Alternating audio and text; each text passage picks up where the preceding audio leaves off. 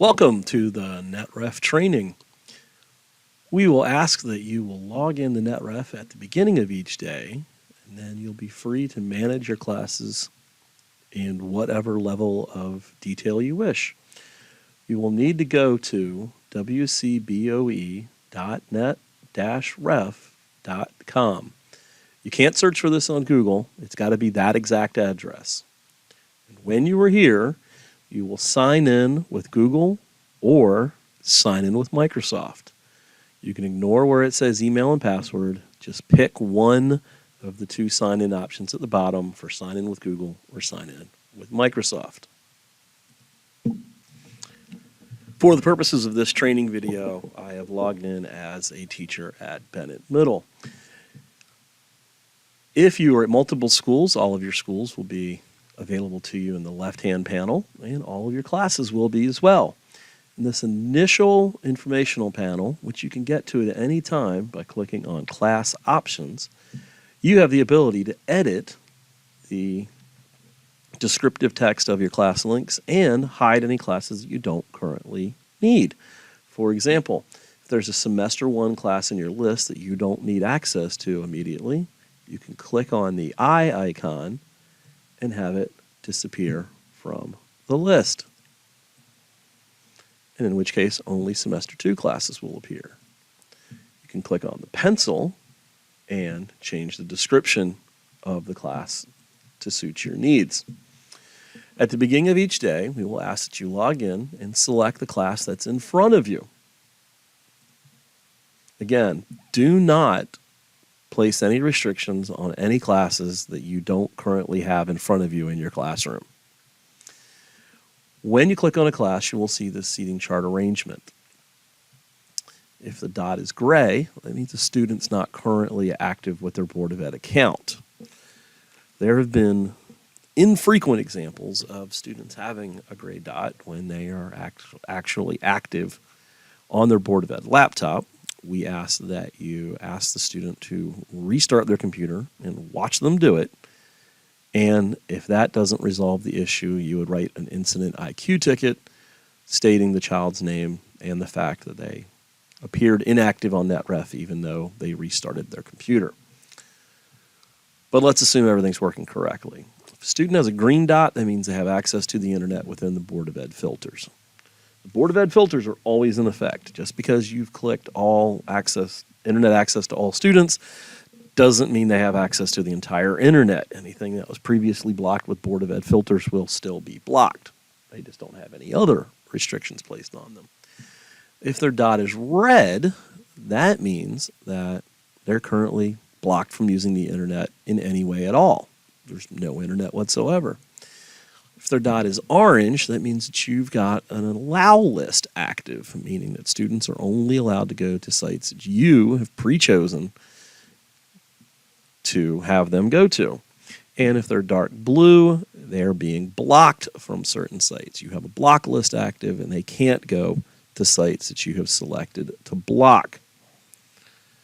How do we manage these lists? That's what the globe icon is for. We click on the globe and you will be able to add sites to your allow list or to your block list. For example, if you know there's a set of sites that you use pretty much on a daily basis, if you're a math teacher, something like Desmos and Delta Math, or if you're any content and you want to have access to Google Classroom and the various Google platforms, you can put those on an allow list, and those will be the only sites that students will be able to go to. Keep in mind whatever sites students will need to access to be able to log into accounts for subscription-based sites. So you may need to add sites like accounts.google.com or login.microsoft.com for students to be able to get to sites you wish to allow. You'll need to add those to the allow list as well. If you toggle or next to allow list, you'll switch to the block list. And these are the sites you don't want students go to. When this is active, these are the sites they can't go to.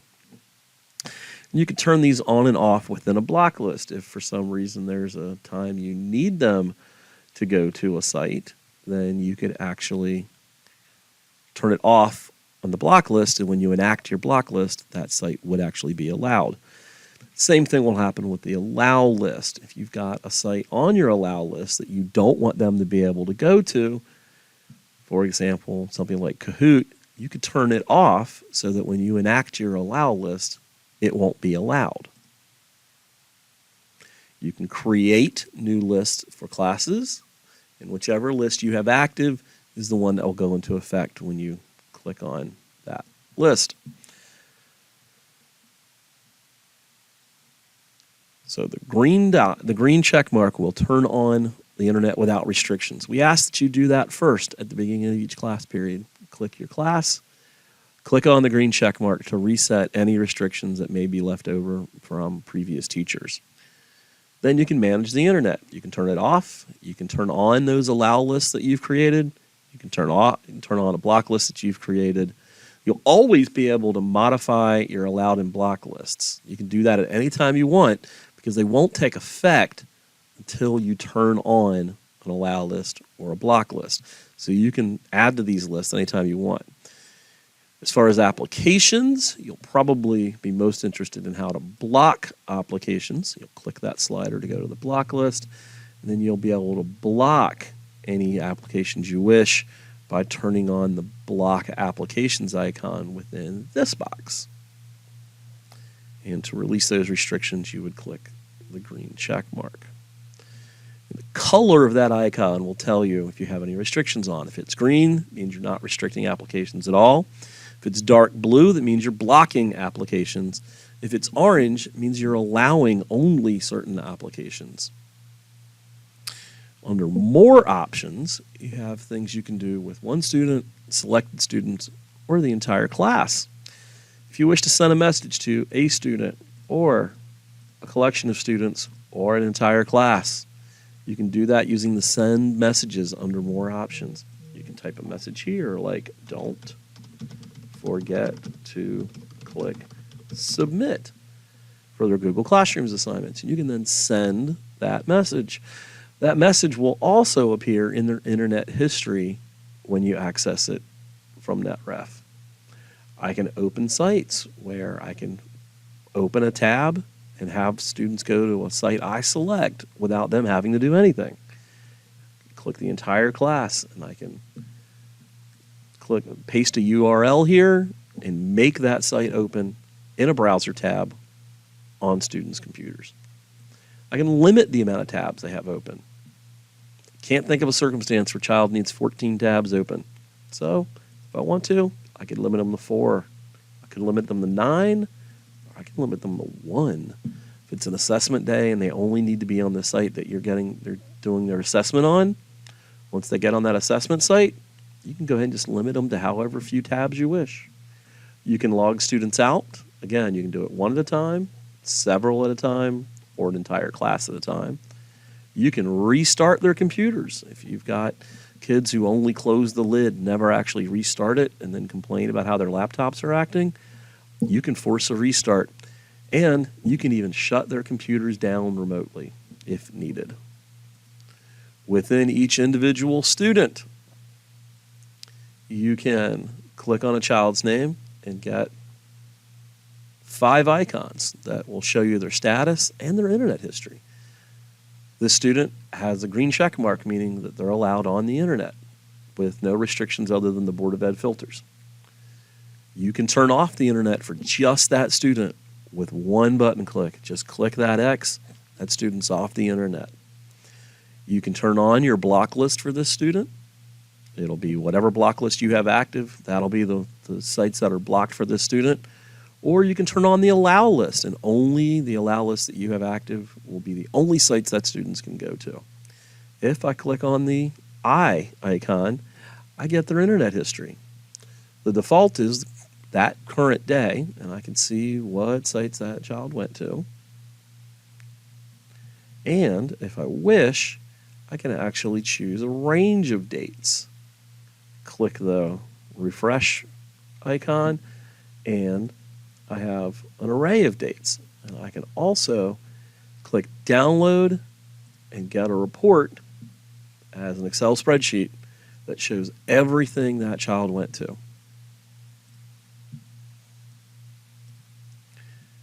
To get away from the 5 icons, I simply need to click away from the icon.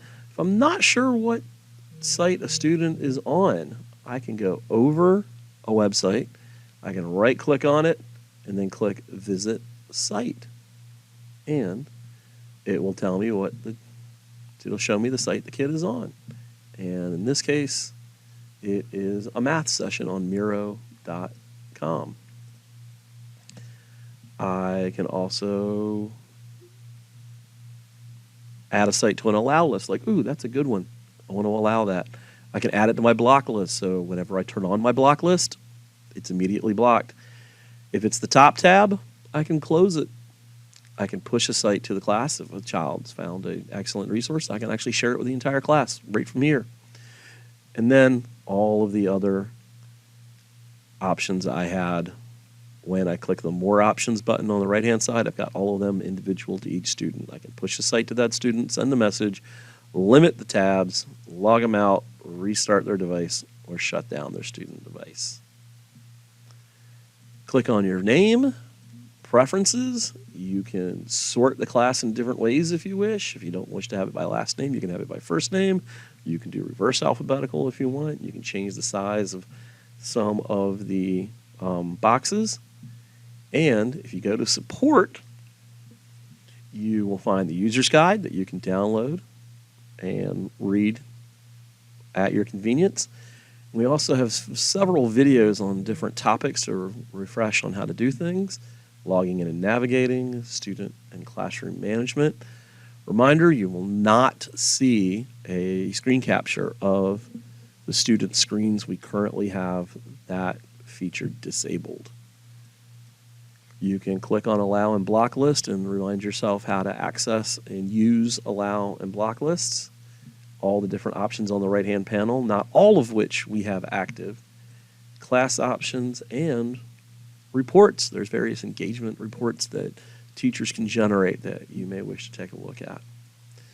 In summary, you have as much control over your students' internet access during a class as you wish. We simply ask that you limit your actions to the class you have in front of you. At the beginning of each class, click on the class, click on the green check mark to reset any restrictions. You can manage your class's internet access in any way you see fit during your class, but at the end of class, we ask you click that check mark one more time. Any questions, please feel free to email any of the tech coaches whose emails are on your screen now, and we will be happy to help.